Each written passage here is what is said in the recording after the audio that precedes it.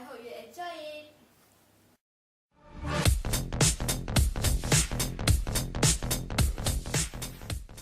Why airline to be unionized? The explanation lies in the interactions of labor law and aviation regulations. Let's consider labor laws first. The law compels a company to negotiate with labor unions. If cannot reach an agreement, however, and the union goes out on strike, the company is able to hire replacement workers and continue its operations. Federal aviation regulation, on the other hand, require an airline to operate with pilots who have specific training for and experience at that airline. Suppose an airline operates Boeing 737, for example, and its pilots go out on strike. You might think that the airlines could operate legally and safely by hiring trained Boeing 737 pilots from some airline. However, the FAA will not allow this because those replacement pilots, though competent with the airplane, do not have experience with the specific operating rules of the airline whose pilots are out on strike. An airline whose pilots go on strike is therefore shut down.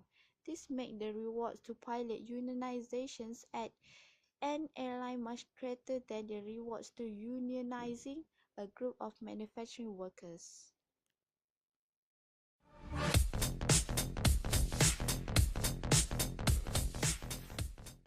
During periods of economic growth, the negotiators peering in the future will tend to see a picture of increasing profits, and therefore the airline will agree to a substantial pay and benefit increases for the pilots. Should the economy turn down during the contract period, the pilots, having expected to collect 95% of the airline's profit, will in fact be entitled to 115% of the airline profits. As the airlines tend to operate with fairly small reserves, paying out 115% of profits result in the airline seeking Chapter 11 bankruptcy protection, and a federal judge adjusts the pilot union contract so that the pilots are back to collecting 95% of the new estimated profit figure. This cycle of union contract negotiations and Chapter 11 bankruptcy is one reason that the airlines lease rather than own airplanes. By having the main asset in the hands of third parties, it turns out to be a reasonably efficient way of allocating airline profits. The stakeholders who suffer the most are public equity shareholders who get wiped out with every bankruptcy filing. The leasing company get paid, the airline executive get paid, the unionized workers get paid. As much as possible, lawyers and Wall Street banks get fees from every bankruptcy, and the public shareholders get 5 cents back to each dollar that they invested.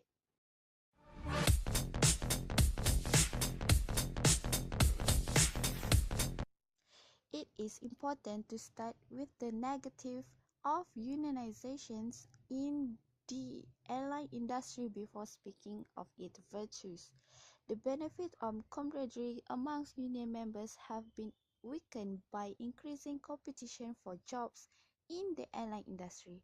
While the union advocates hard for the workers and businesses have obliged in the past, many airline executives would rather concede optional health care plans and other benefits than give up the big paydays that unions often push for.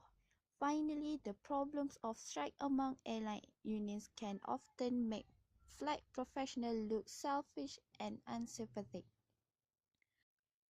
However, the public should realize that unions have helped keep flights in the air for years by averting greater labor conflict. Airline professional unions offer flight crews, pilots, and attendants an opportunity to develop relationships with colleagues in other companies while working towards competitive salaries. As well, companies and the public should look at how the union's bargaining power not only benefit flight professionals but the overall business. Unions able to negotiate group health benefits for their members, which help the company save on providing more expensive health options. The union-business relationship is not one-sided, and while unions push for high wages, the compromise wages that are established in negotiations help keep experienced professionals in the industry. The unionization of airline workers benefits everyone involved, but flight professionals need to be aware of these different pros and cons to gain a fuller picture.